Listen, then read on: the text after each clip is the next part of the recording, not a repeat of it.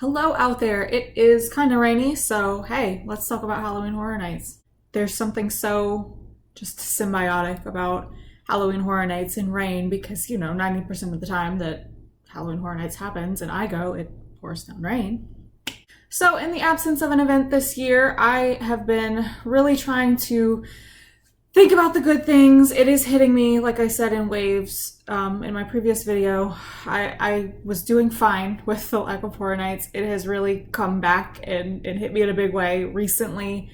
Made the choice to listen to some of the music played in the scare zones from Halloween Horror Nights 29, and that made me cry, and I haven't been quite right since that night when I decided to do that. But I've been trying to really go through my favorite memories and all of that and think about good things and things that I love about the event to tide me over until we do get to have the event again. So in today's video, I'm going to be talking about something that kind of plays a big part in my enjoyment and my rankings of the houses that I've gone through at the event, and that is the scenic design. So I've talked about it very briefly a couple of times before. I actually am from a theater background. That's what I went to school for. And at my particular school, you could kind of more focus on one track when it came to theater arts, but they required you to do a little bit of each subsection of theater work. So if you really wanted to do acting, you also had to do a little bit of lighting, directing, and some scenic work as well, and costuming, really everything you had to take at least one class for, so you had more of a real well-rounded experience. And when I went into the program, I definitely wasn't somebody that saw themselves being really into scenic design. I was more interested in like the costume, makeup, and acting portion of it. That was really my focus at my time in school. Also stage combat. I know how to use swords. That was really fun. Anyway, so the scenic design thing took me by surprise because it wasn't something that I'd ever really had a lot of experience with, like I said. And going to school and learning about all of this, I mean, that class is the reason why I can use power tools. And I got to build a lot of the sets for many of the shows that went on at my school. It was really, really fun. I know how to build a door frame. I can make flats, and seeing the finished product come to life with the show and all the other elements combined into it was really satisfying. So I do have like such an appreciation for scenic design work because I know what it takes to do that, and the planning and the detail and the hard work that it takes to create something like that. So that's always been one of my favorite things about going to horror nights, because I love all of the details from the sets. And that is why I really, really for a long time wanted to do one of the Unmasking the Horror tours, which I got to do at Halloween Horror Nights 29. And that was amazing because I could spend all day in these houses just looking at them, not even with all of the effects turned on, just looking at the detail in the set and knowing how that plays a part into the backstory. Over the years of attending Halloween Horror Nights, many of these houses have had scenic design that have stayed with me for a really long time. But there are some that kind of live in my mind rent-free, as the kids say, that I think about more often than others. So in today's video, I'm going to be counting down those top 5 uses of scenic design within a Halloween Horror Nights house. So let's get started. Coming in at number 5, Nightingale's Blood Prey from Halloween Horror Nights 21 in 2011. Now this year ranks very, very high up in my list of favorite years ever. And I talk about that a lot. Halloween Horror Nights 21 was amazing just across the board. And there were so many houses that were just so top notch that year. But when I think about houses that I just feel so immersed in that world when I step into them, Nightingale's Blood Prey is one of the top. I think what I really liked about this one was how it really did transport you to that world. You were in the trenches of the war and walking in that facade moment. I remember the time I went through with my dad, and there was the Nightingale actor just kind of like perched up there at the top, like leaning down, looking at you menacingly like, I'm gonna eat you, at the very top of the trench. It really felt like being in an unsafe situation. And I know that's the goal for a lot of these houses at Horror Nights, that you should feel the danger, and that sort of setting really lent itself to being one of the more scary aspects of the house. Like the horrors of war are scary enough, so to feel like you were in that world and in that situation was absolutely incredible. I mean, you could even take the Nightingales out and it would still be just oppressive and very, very scary. There were sections of this house that did feel like a little bit cramped. I'll never forget one scare where it was so small that a nightingale came from here and here and just having to duck down. And it felt like just wanting to pull your arms in and feeling like you were really trying to like fight your way out. But that one has really, really stayed with me. I think it was such a brilliant idea and haven't seen a lot of things similar to that. I know it was a bit controversial, the whole war aspect and whether it might trigger some PTSD. I remember the big conversations around that at the time. And we haven't really seen anything very similar since. I know we did have a scare zone that was like in a war simulation sort of vibe, but we haven't seen anything really close to this in a long time. And when the Nightingales came back, it was a totally different vibe. But I love the original, and I think about those sets, especially the facade area, like on a weekly basis. Moving on to number 4, Dead Waters. So let's just say right off the bat that this is probably in my top facades of all time. Let's go ahead. I'm just going to go ahead and say it. Honestly, this was the best facade I've ever seen. Oh my God, the riverboat and the swamp and the fact that there was even a scare like right before you even really stepped into the house. Genius, amazing, beautiful. I will never forget turning the corner and seeing that for the first time and just the scale of it and just stopping dead in my tracks. Like, oh my God. I remember I actually was like cussed, and the people in front of me kind of judged me a little bit, but whatever. It really was. It was that incredible and that amazing.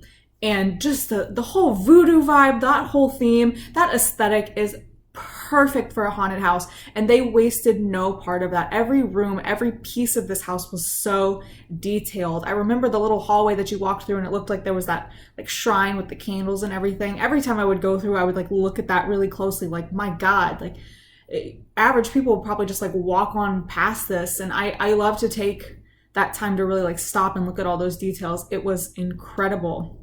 And of course the slanted hallway, things like that. Then I love a house where you go inside, you're like inside of an area, and then you go into the outside. Those outside portions with the trees and the swamp were so perfect. I love the feeling of like forgetting that you're in a haunted house because the scenic work is that well done. It really did look like a swamp. It felt like a swamp. Every aspect of it came together so perfectly. And this was one of the ones that really scared me that year because of how detailed and incredible it looked. Like, it was just gorgeous.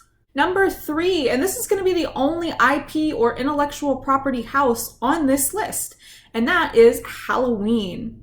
So I've talked a little bit before about how I was never the biggest fan of the movie Halloween when I was younger. I saw it like way too young probably to appreciate it. And it wasn't until I went to the haunted house the year it was featured at Halloween Horror Nights.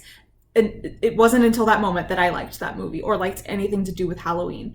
And the reason why I changed my mind and went back and watched it again and was able to appreciate it was purely because this was one of the biggest times, probably the best sense for me of stepping into a movie. I have never felt more like I was inside one of the movies, and that's what Universal does best. They're very good at that, especially at Horror Nights, making you live the movies, ride the movies. It's like a tagline for a while.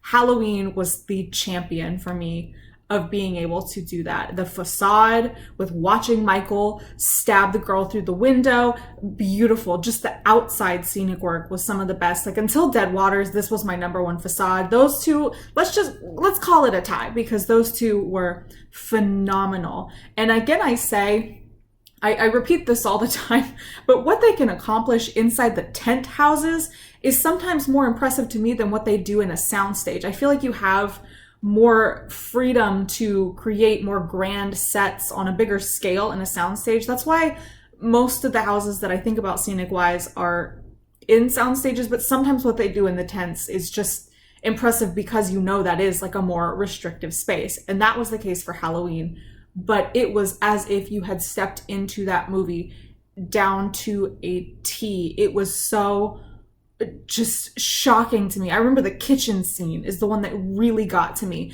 That was like, I'm not here right now. I'm not standing in this kitchen. This can't be real.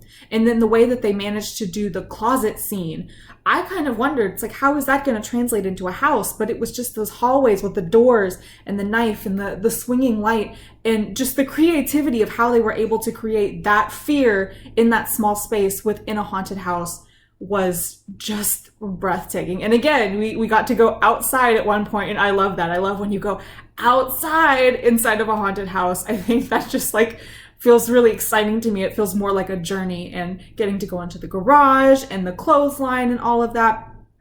Perfection. I loved Halloween. I wish they would bring this house back exactly the way it was so I could relive it again. Number 2, graveyard games. So this is the most recent addition to this list. And one of the big reasons why it is on this list for houses I appreciate the scenic design of is because I did get to see inside of it with the lights on at the Unmasking the Horror tour at Halloween Horror Nights 29. This was the house that I think I enjoyed the most getting to go in and hear the backstory and look at during the daytime, because this house, when it was up and functional, is one of the scariest houses I've ever been in. And while I loved every minute of it, it was one of those, like, we gotta go, we gotta go, we gotta get out. Like one of the ones you walk through a little bit faster than the rest because it was so scary. And while I did, after Unmasking the Horror, like slow my pace the second night, because what happened was my mom and I went opening night, and this was one of the ones we hit on opening night. The next day we did the Unmasking the Horror tour and went back that night, and I wanted to hit this one again after hearing the backstory and going through and like looking at all of it. So I did have a deeper appreciation after that, but it was one that you could, like, the hustle was real because you didn't want to linger in the graveyard for very long at all. But I digress. This was amazing to get to see up close. I have some very like hideous selfies inside this house of me trying to like take pictures of myself in parts of graveyard games.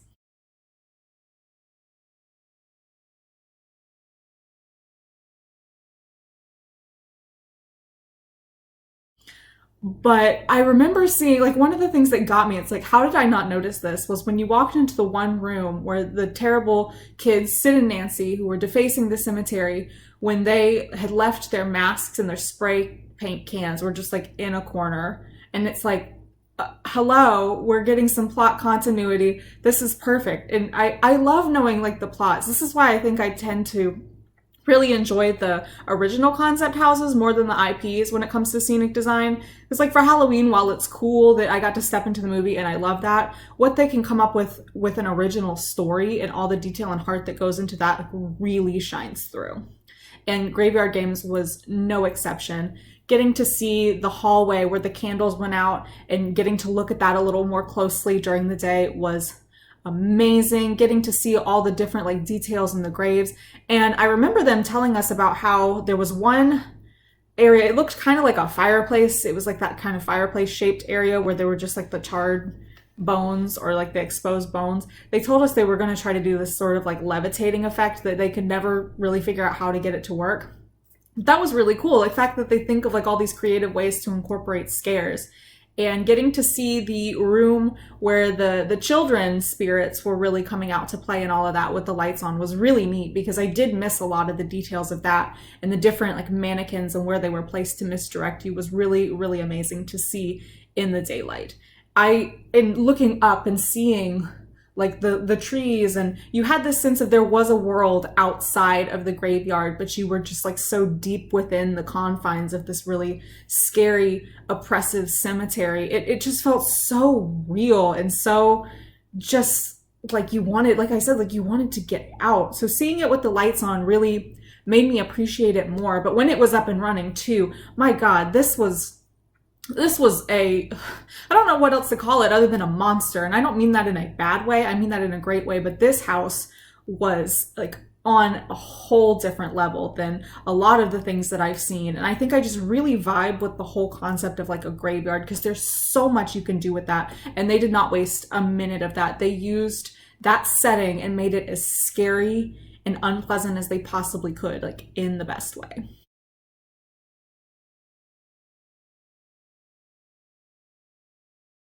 Number 1, we have gone from one graveyard to another graveyard, and this is the house that pops into my head a whole lot when I think about scenic design. Up until this point in time, this is my number 1 favorite scenic design of any house, and that is Winter's Night. Oh my goodness. And like I said, with graveyard games, I think I just have a thing for graveyards as a setting in haunted houses, because what is scarier and more like traditionally scary than that? And Winter's Night was really one of the first times. It was the third year I went. It was 2011, again, just like Nightingales.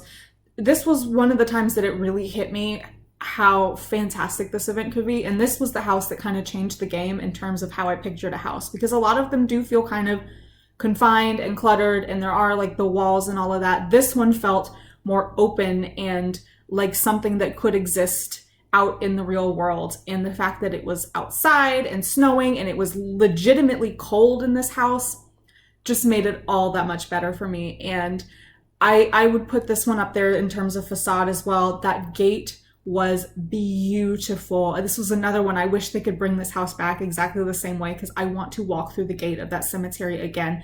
It was gorgeous. And the snow, you really did feel like you were in the, for lack of a better word, the dead of winter, and just walking through the different areas of the graveyard or the cemetery. Again, give me any house set in a cemetery and I'm a happy camper. But getting to see the mausoleums and all of that was beautiful. And that scene where it felt a little more open with the snow, and there were those people with the cloaks and everything, and you didn't know who was real or who was a prop, and it didn't feel confined and constricted, but it was still scary. It was like you had walked into this big open space and you didn't know where the threat was coming from and at what time. I mean, it was just genius. And my favorite part of this house was that scene where it looked like you were looking way off into the distance, that forced perspective scene where it was like you could see up the hill and further into the cemetery, and through the use of forced perspective they had the graves from further away. Oh my God, I want to see something like that in a house again. I can't remember another time in a house that they've used an effect like that, but it was genius. I loved it. I wish we could see something like that again, because it was so creative and unlike anything I had ever come to anticipate in a haunted house at Horror Nights. Yes, I'm rambling, but who would I be if I didn't do that? I would not be myself. I feel like I've been talking with my hands a lot too, because I get really passionate about this. But like I said, these are the ones that come back into my head a lot. Like I find myself thinking not even so much about the scares, but just how beautiful all of these houses were. And I really do, like, that does factor so much into how I rank houses. Because like if it's scary, that's fun. If it's nice to look at, great. If it's nice to look at and scary, perfect. That's what I need at the end of the day. So I can't wait to see what they have cooked up for us. I can't wait to see what other original concepts emerge. I'm keeping my fingers crossed that we get some sort of graveyard house again, because clearly that's like what I vibe with and what I like a lot. But I just really have to applaud Halloween Horror Nights. The creativity astounds me. Their talent is amazing, and there is nothing like walking into just an ordinary soundstage or a tent and being transported to another world.